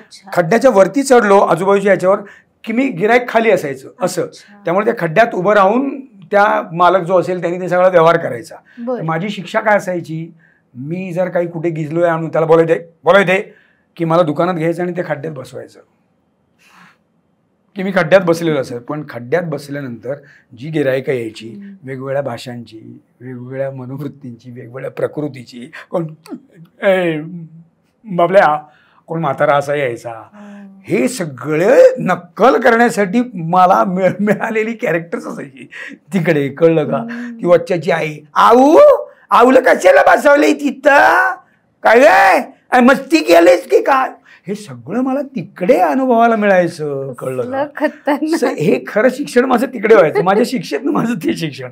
दुसरं म्हणजे आमच्याकडे लाकडाची वखार होती. त्या लाकडाची वखारीत मला ऐतिहासिक जो माझ्यात एक असा सणसणला आहे ना, तो तिकडे रक्त सांडले रणांगणी वगैरे अशी आम्ही ना अशी वेळी काही आमचे डायलॉग, म्हणजे त्या लाकडाच्या ओंडक्यांवरून ते भुशावरती उडी मारायची, हा महादेव करून अमुक वगैरे, हे सगळं ते लहानपणी केलेलं आहे. ती ऊर्जा मला वाटतं ती नाटकात माझ्या कमी आली. कसलं भारी, म्हणजे उडाण टप्पू असण्याचं इतका फायदा. प्लीज तुमच्या मुलांना उडाण टप्पू असल्यावर शिव्या घालू नका. हो नाही, त्यांनी असायलाच पाहिजे उडाण टप्पू मुलं. ही मला असं वाटतं की खूप अशी फोकस मुलं असतात ना, ती फोकस्डच राहतात. म्हणून निदा भासलींचा काय अप्रतिम शेर आहे अगं. निदा भासली तू शिकला ना काहीतरी, बच्चों के छोटे हाथों को चांद सितारे छूने दो, 4 किताबें पढ़कर वरना वो भी हम जैसे हो जाएंगे. मोकळं राहा त्याने. किंवा ते असं असतं ना की पुस्तकी किडेच होतात, मग ते त्यांना दुसरं व्यवहार ज्ञान येत नाही. हा कसा आहे तो कसा, हे खरं जे आहे ना ते त्याच वेळेला त्या वयातच कळलं. खरे मित्र, खरे शत्रू जे आहेत ते त्या वयात कळले की नाही, की तुम्हाला माणसं कळायला सुरुवात होते. मग कॉलेजचं जीवन आहे ना, लहानपणी ज्यांचं खूप छान जातं ना, ते कॉलेजचं जीवन क्या बहार.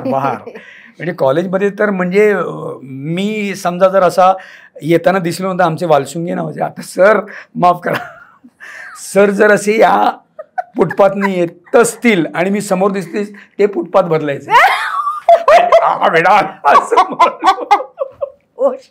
इतकी मस्ती मी कॉलेजमध्ये केली. मी असं वाटत नाही पण मी खूप मस्ती केली. म्हणजे माझ्या कॉलेजच्या मित्रमैत्रिणींना तुम्ही विचारा. मोठा कॉन्ट्रास्ट वाटतो. मी दिसायला बघ मी कसा होतो दिसायला. आम्हाला वडील एक पॅन्ट, वर्षाला 2 पॅन्ट मॅक्झिमम, एक म्हणजे बोनस असायचा, एक पॅन्ट काळी पॅन्ट म्हणजे मग ती कशी कुठल्याही शर्टावर, आणि 2-3 शर्ट्स, बरोबर. ती शर्ट्स आणि माझी एक झोळी असायची. मला कॉलेजमध्ये माझ्या मैत्रिणी ज्या होत्या, म्हणजे 8 जणांचा ग्रुप होता, तर माझ्या मैत्रिणी मला मास्तर म्हणायच्या. ओके, मास्तर म्हणजे काय, मी माझा पेहराव तो असायचा तशा पेहरावामुळे. पण पेहरावावर जाऊ नका, हा महाअतरंगी महाअतरंगी होतो मी. म्हणजे मी वर्गामध्ये बा अदब बा मुलायजा असं करत ते यांची डिसोजा नावाचे आमचे अकाउंटचे सर होते, त्यांच्या ह्याला असं फुल 2 मुलं आणि असं हे करत आलेलो, हे बेटा बेंच वगैरे असं वगैरे म्हणून सर मला म्हणायचे. एक इकोच्या आमच्या मॅडम होत्या, काय मी आता त्यांचं नाव विसरलो, खूप सुंदर होत्या दिसायला, इकॉनॉमिक्सच्या. तर त्यानं ना त्या सुंदर होत्या दिसायला. खूप खूप सुंदर होत्या. नाव त्यांचं तुला सांगतो, शुभलक्ष्मी असं काहीतरी नाव होतं त्यांचं. आणि काय म्हणूया, खूप शेलाटे आणि अशा छान, आणि साऊथ इंडियन ऍक्सेंट होता त्यांचा. ऐश्वर्या मॅम बघताय तर तिला माहिती आहे सगळे. तर त्या आम्ही पहिल्या बेंचवर, पहिला बेंच मी कधी सोडला नाही, पहिल्या बेंचवर बसून हे सगळे उद्योग मी करायचो. तर पहिल्या बेंचवर बसून ना मी असा एक टक बघत राहायचो त्यांच्याकडे.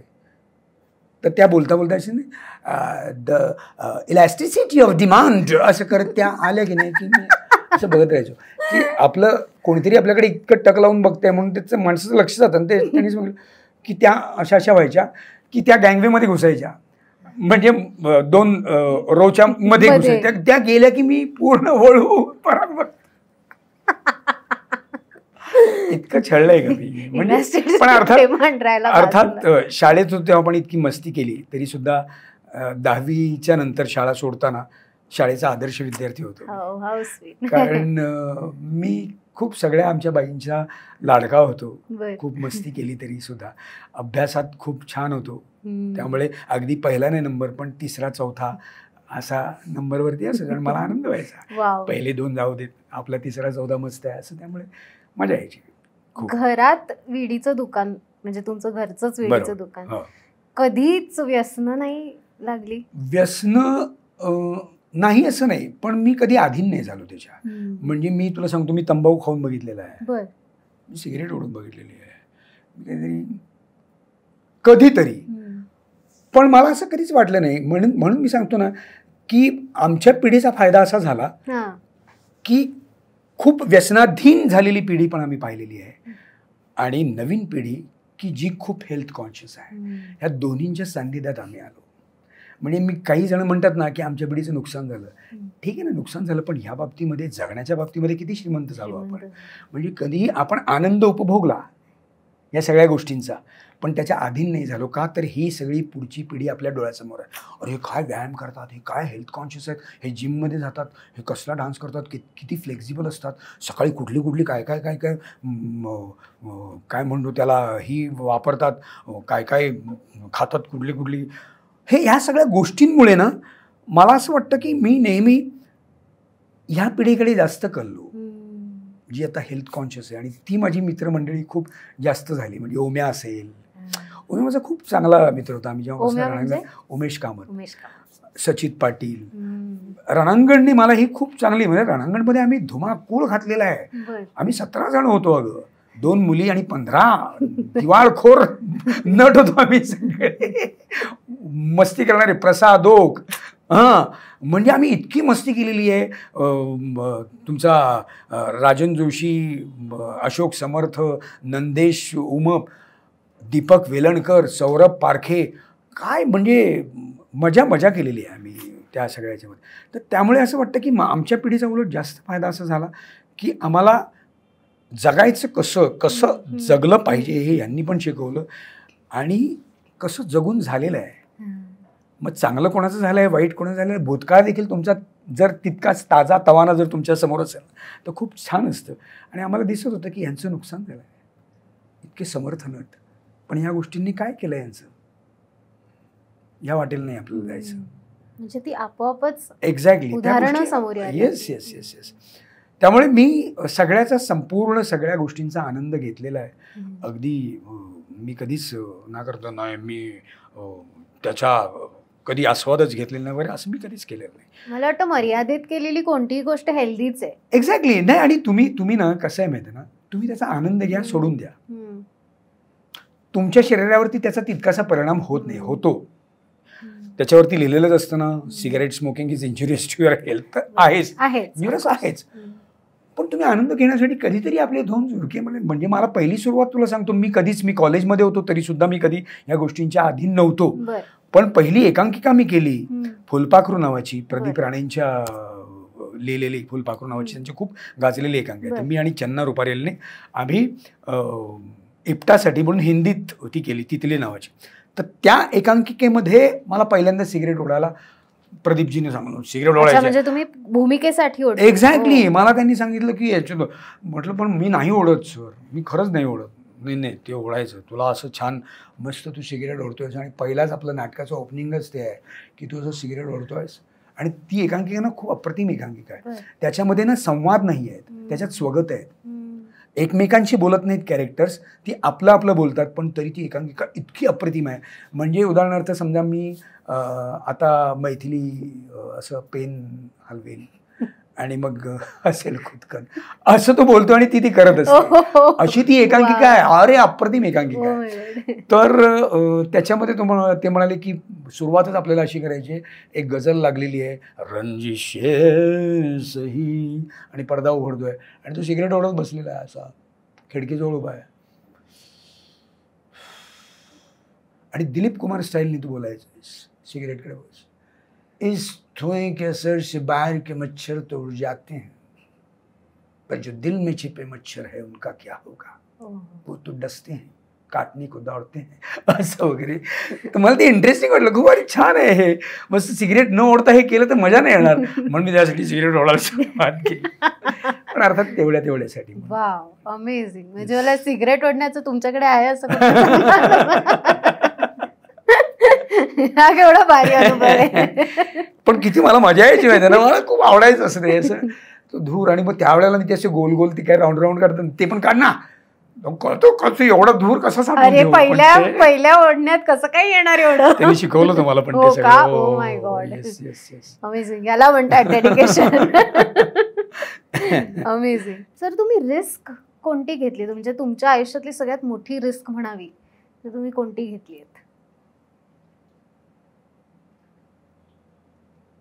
मला अजून तरी कुठली रिस्क मी घेतली असं वाटत नाही आहे बेसिकली, मुळात. कारण माझं असं म्हणणं आहे की जे जसं आहे त्याचा स्वीकार करा, हे मी ठरवलेलं आहे. हे आत्ता मला असं वाटतं की मी ठरवल्यासारखं मी जगलो आत्तापर्यंत. एकतर जगण्यातली उत्स्फूर्तता ही मी कायम जपत आलो.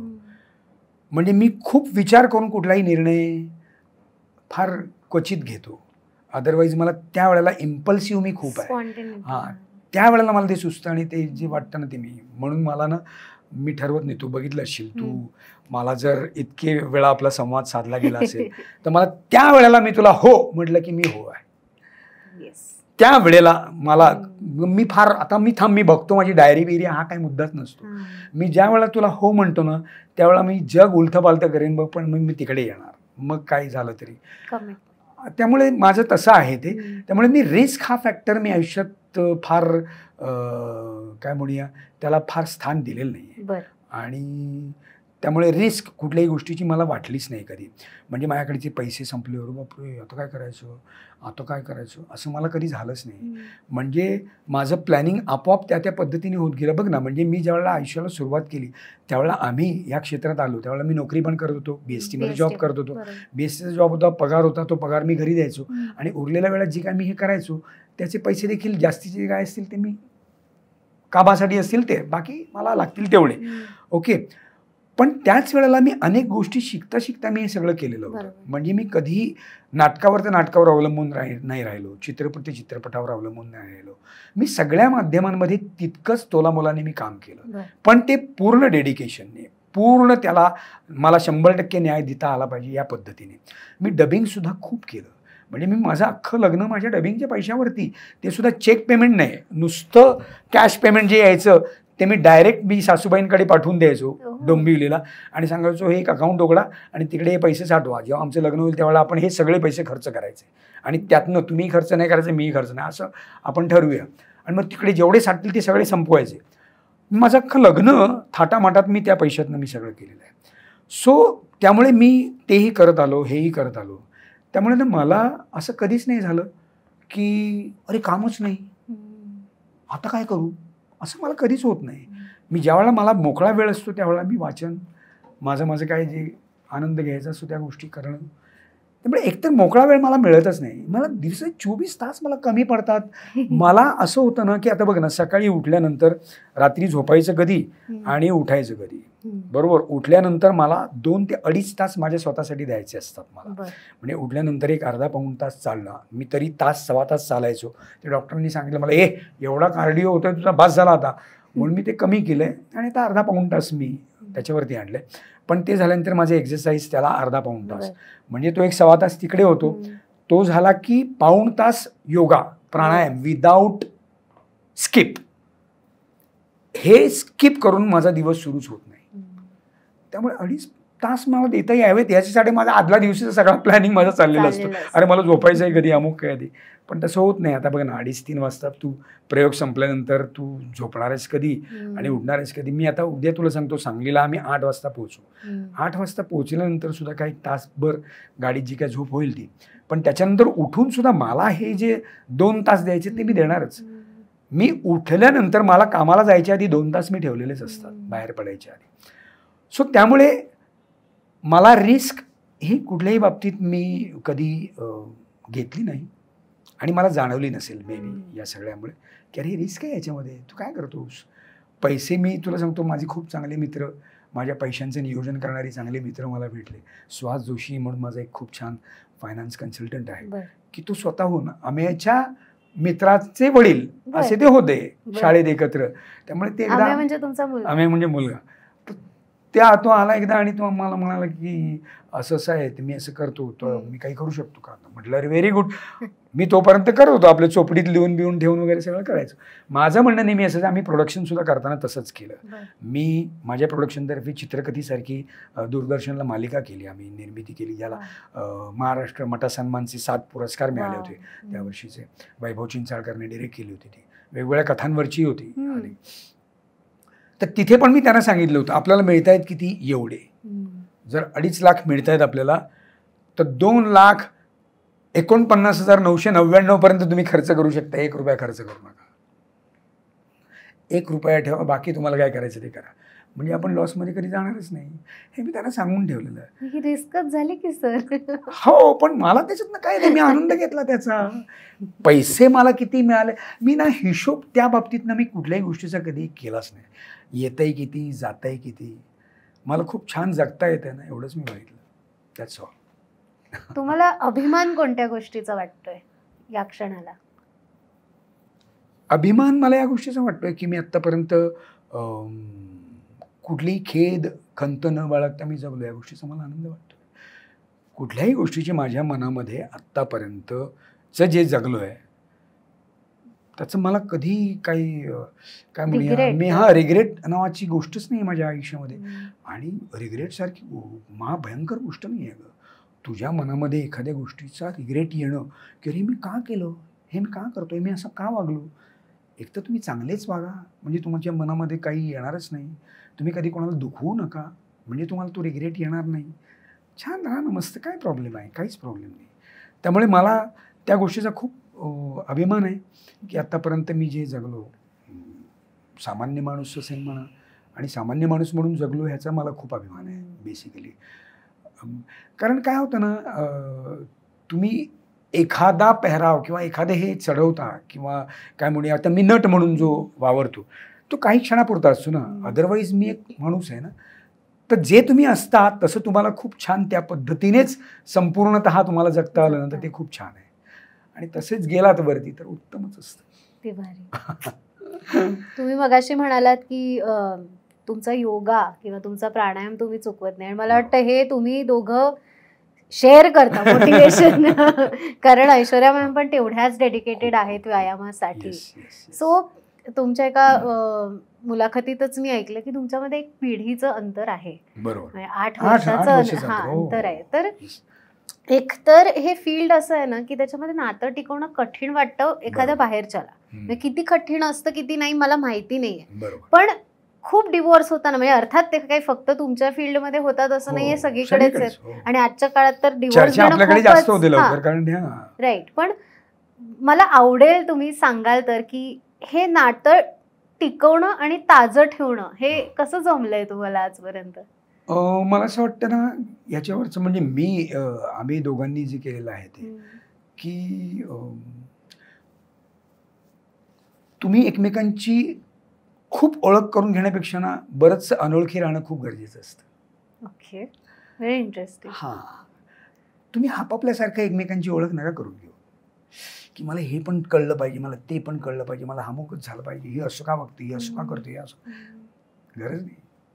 हळूहळू हळूहळू एक एक एक एक पापुद्रा तुम्हाला सुटत गेला की नाही की काय म्हणूया ती डिश खूप अशी छान टवटवीत राहते, अशी मस्त राहते. आणि ते नातं खूप टवटवीत राहतं. कारण ना जर असं म्हटलेलं आहे की अतिपरिचयात अवज्ञा, हे जर म्हटलेलं आहे की नाही, परिचय नका ना करून घेऊ एकमेकांचा. तुम्ही इतका परिचय करून घ्यायचा आहे तुम्हाला? 2 अनोळखी माणसं ज्यावेळेला येतात तेव्हा भरभरून बोलतात की नाही. ओळख झालेली माणसं एकमेकांना चुकवायला लागतात. बरोबर. अरे यार हा आला नच काय म्हणतात असं होतं ना, तसं नका ना होऊ देव तुमच्या नात्यामध्ये. किती छान राहील. म्हणजे आम्ही कित्येक वेळा हेही विसरतो की आम्ही दोघे नवरा बायको आहोत. आम्ही त्याच्या पलीकडे आहोत. नवरा बायको आहोत हे आम्हाला ज्यावेळेला आम्याचा फोन येतो त्यावेळेला असं वाटतं. कळलं? हा, म्हणजे अदरवाईज एकमेकांकडे काही कुठल्याही गोष्टीची मागणी करणं किंवा आज असं करूया का, अमुक करूया का, एकतर फार आम्ही तसं क्वचित असं होतं की एकतर आमचं ना फार एकमत फार लगेच होत नाही. हे मी तेच सांगतोय, एकमत का होत नाही, आम्ही ओळखी झालो तर आमचं एकमत होईल. बरोबर ना. पण तिला आता काय वाटतंय हे तिने त्यावेळेला मला सांगावं.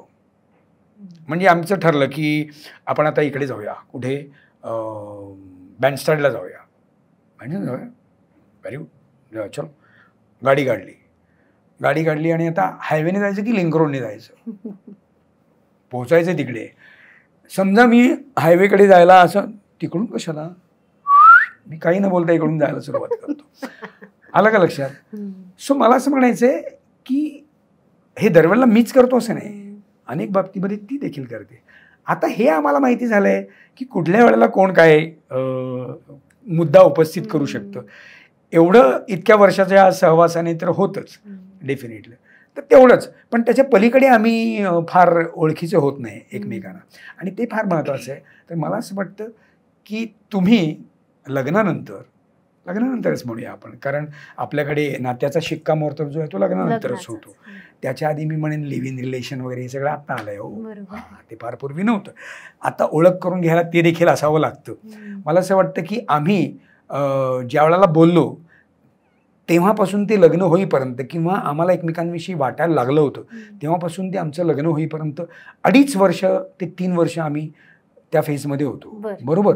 म्हणजे तू त्या पद्धतीने म्हणायचं तर लिव्ह इन रिलेशनच होतं ना. बरोबर ना. लिव्ह इन रिलेशन म्हणजे काय, फिजिकल टच आणि अमुक तमुक असं थोडंच असतं, असं की नाही. रिलेशन काय म्हणतोय, शब्दाचा अर्थ बघा. लिव्ह इन रिलेशन, नात्यामध्ये राहा. नात्यामध्ये राहा म्हणजे काय, तुम्ही तुमच्या शरीराचा उपभोग घ्या किंवा वगैरे हा अर्थ होत नाही ना. तुम्हाला म्हणून डिवोर्स होतात त्या कारणानेच होतात. लिव्ह इन रिलेशनमध्ये राहतात तिकडेच तुम्ही एकमेकांना इतके ओळखायला लागता की तुम्हाला शिक्कामोर्तब होईपर्यंतच तुम्ही एकमेकांना परिचित झालेले असता. आणि मी तिकडे असं असतं, हा असाच आहे, हा माझ्या कुठल्या गोष्टीला परमिशनच देत नाही, मी हे केलं की याचं तोंडच वेंगळतो, हा हे मला करूच देत नाही. अशा अनेक गोष्टी होतात. आणि मग ती रिस्क वाटायला लागते की अरे बापरे, ह्याच्याबरोबर संसार कसा करायचा, 24 तास ह्याच्याबरोबर राहणं फार कठीण आहे. आणि मग तिकडे फाटे फुटायला लागतात. तर मला पण सर ह्याच्यामध्ये एक असं पण आहे ना की एखाद्या व्यक्तीविषयी तुम्हाला जर का हे असंच वाटणार असेल आणि इतके रिस्की वाटणार असेल तर मग उलट बरंच होतंय ना की आधीच कळतंय त्यामुळे मग मला त्या व्यक्तीबरोबर राहायला जायचं नाही. म्हणजे मी हे बरोबर नाही, तू म्हणतेस अरेंज्ड मध्ये मी जास्त तू म्हणतेस ते अगदी बरोबर आहे. मला असं म्हणायचंय की लग्न आणि नवरा बायकोचं नातं किंवा हे नातं जे कुठलंही नातं, मी म्हणेन लग्नच सोड, कुठल्याही नात्यामध्ये ना त्या नात्याची बळकटी जी आहे ना ती एकमेकांवरच्या अपेक्षांपेक्षा ना समर्पणात जास्ती आहे. तुम्हाला वगळून हे मला द्यायचंय, ह्याच्याकडनं हे घ्यायचंय, या भावनेपेक्षा द्यायचंय या भावनेतनं जर ते नातं दोघांचंही असेल ना तर ते नातं खूप जास्त बळकट असतं आणि टिकतं. कुठलंही मैत्रीचं नातं सुद्धा, मैत्रीमध्ये सुद्धा तू बघ ना, दोन मित्र एकमेकांकडनं कधीच अपेक्षा करत नाहीत फारशा, बरोबर ना. अपेक्षांशिवायचं कुठलंही नातं असतं ना ते फार काळ टिकतं, ते जास्त बळकट असतं, ते जास्त भरीव असतं असं मला वाटतं. सो तसं आहे ते. त्यामुळे तू म्हणतेस ते अगदी बरोबर आहे की मला जर आधीच कळलेलं असेल तर परत मी काय म्हणतो, आमच्या बाईंनी काय शिकवलं होतं, ॲडजस्टमेंट, तडजोडीशिवाय कुठलंही जगणं नाही आहे. तू बघ ना, तुझ्या जगण्यामध्ये सुद्धा तुला एखादी गोष्ट मिळेलच काही सांगता येत नाही ना, त्याच्यासाठी काहीतरी तुला ॲडजस्टमेंट करावंच लागते. मग ते आईकडे मागणं असू देत, बाबांकडे मागणं असू देत किंवा आईवडिलांनी मुलांकडे मागणं असू देत. आत्ता ज्या वेळेला मुलं बाहेर जातात शिक्षणासाठी आणि तिथे स्थायिक होतात त्यावेळेला आईवडिलांना तडजोड करावीच लागते ना. इथे त्यांनी असं म्हणून चालेल का, अरे मी तुमच्यासाठी एवढं रक्ताचं पाणी केलं, अमुक केलं तमुक केलं, तुम्हाला काय काय करून तुम्हाला वाढवून, अशी किरकिर करून चालणारच नाही ना. मग तिकडे आईवडिलांनी समजूनच घेतलं पाहिजे त्या आपल्या मुलाचा उत्कर्ष. आणि तू जर तिकडे आनंदात आहे तर राहू दे त्याला आनंदामध्ये. आपण छान, तो आपल्याला वाटेल त्यावेळेला आम्ही येतो रे, येऊ का रे, या तुम्ही तिकडे जा, ही ॲडजस्टमेंटच झाली. त्याचबरोबर मुलांनी त्यांना वेकेशन असेल त्यावेळेला त्या इकडे यावं किंवा आईवडिलांना तिकडे कायमचं बोलवून घ्यावं किंवा मुलांनी तो देश सोडून मातीची ओढ असेल तर त्यांनी इकडे यावं आणि इथे राहावं. या सगळ्या गोष्टी ॲडजस्टमेंटशिवाय कुठलंही आयुष्य नाही. जन्माला आल्यानंतर तुम्हाला त्याच्याशिवाय पर्याय नाही. श्वास मोकळा असा तुम्हाला फार तुमचं आयुष्यभर तुम्हाला घेता येईल असं नाही. निसर्गामध्ये कायम वातावरण चेंज होतच असतं की नाही, त्याबरोबर त्या निसर्गानुसार आपण ॲडजस्ट होतो की नाही.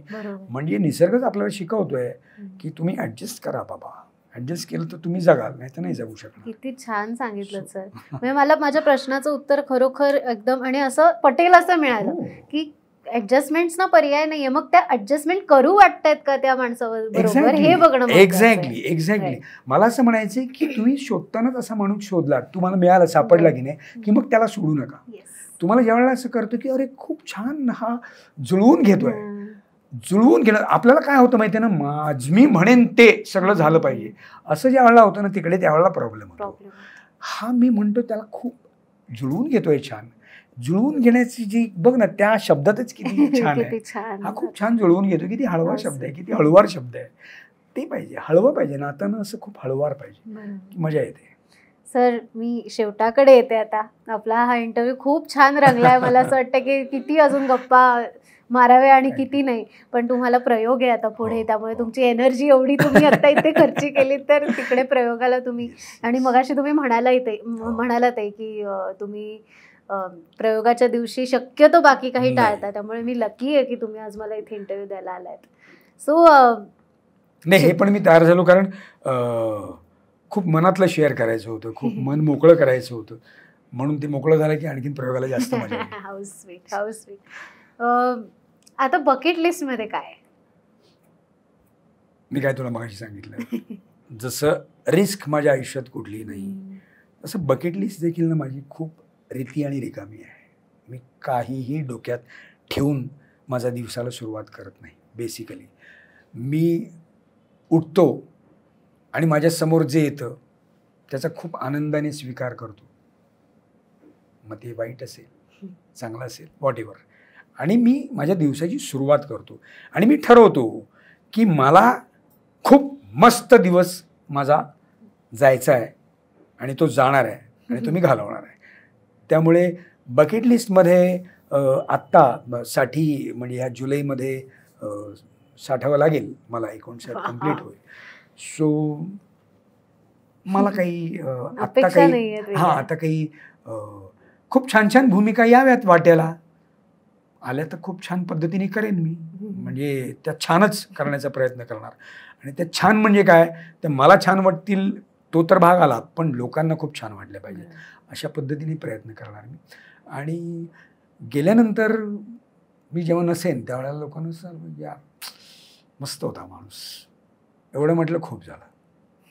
एवढीच बकेट लिस्टमध्ये माझी इच्छा आहे. काय बोलू मी याच्या पुढे, आय एम जस्ट स्पीचलेस. मला खूप खूप आनंद झाला सर. आय मीन इतकं प्युअर असतं कोणी आजच्या जगामध्ये हे खूप रेअर आहे आणि आम्हाला खूप मजा आली हे ऐकताना. आणि तुमचा हा उत्साह असा सळसळता म्हणजे तरुणांना लाजवेल असा आहे आणि हा कायम टिकून राहावा. आणि खूप खूप खूप छान वाटलं sir. Thank you Maithili, thank you so much.